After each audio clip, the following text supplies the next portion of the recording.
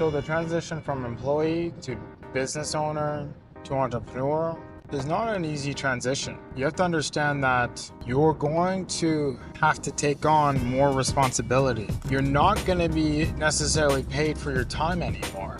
You are running a business. Your business needs to make money, pay out all the expenses before you get paid. I think that's what a lot of people don't quite understand.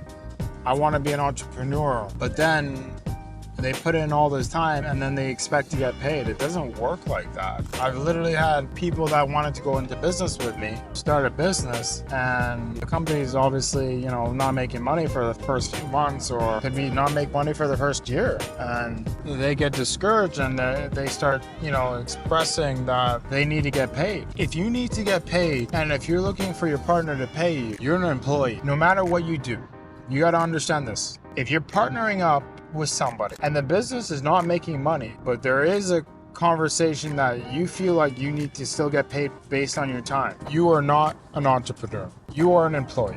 That is an employee mindset. Employee mindset is someone that expects to get paid for their time. That's simple. When you're an entrepreneur, when you're a business owner, you get paid for the results. It's that simple. If you don't make any results, if you don't get any results, if you don't create any value, you do not get paid. If you don't even create enough value, you don't get paid. This might be discouraging at the beginning, but I personally would rather be in a field or an area where you are paid based on the value you create, based on the results you get. Because I'll paint two scenarios. If you're an employee and you only get paid based on the time you put in, there's only so much time you can actually put into that project. You only have 24 hours a day. But imagine if you worked on something and you put in a couple months. You put in 6 months, maybe you put in a year working, building, getting better, understanding more, and then creating more and more value. This is definitely the stories of a lot of business owners that built companies from zero and they're worth billions now. Why? Because they put in all that time at the front end, and some of them were making money for years. It really does come down to what are you willing to sacrifice? Because that's the drug of employment.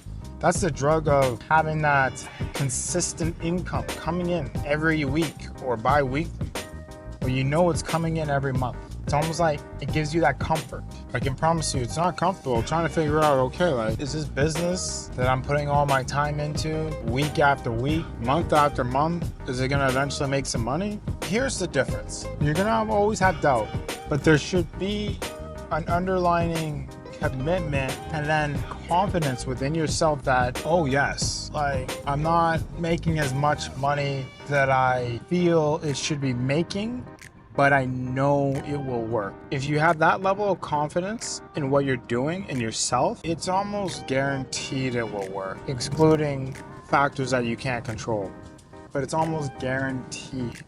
Because if you see the value that you're creating for other people and it just needs the right attention, it's almost guaranteed to work, right? But you have to have the confidence in yourself and in what you're building in the project. Because if you don't have that confidence, you're most likely going to give up. You're going to have these battles with yourself that it's not worth it. And when your family members, friends constantly keep telling you, hey, you know what, you might want to focus on something that makes you money. All they're saying is they don't believe in you.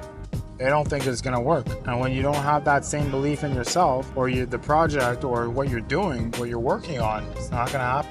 There is also an element of you work on something. Yes, you might believe in it at the beginning because of the excitement of starting something new, the excitement that you're being independent, the excitement that, most things have at the beginning. This is why it's very important to kind of surround yourself in the right environments so you get the right advice to know that you're on the right path. Because if you don't do this and in your mind you think it works, but you didn't do the proper market research, you didn't ask the right people, you didn't network in environments to give you constructive feedback, you could also be in a scenario where you spend countless hours each day, each week, each month, maybe for a couple of years, and you really don't make anything.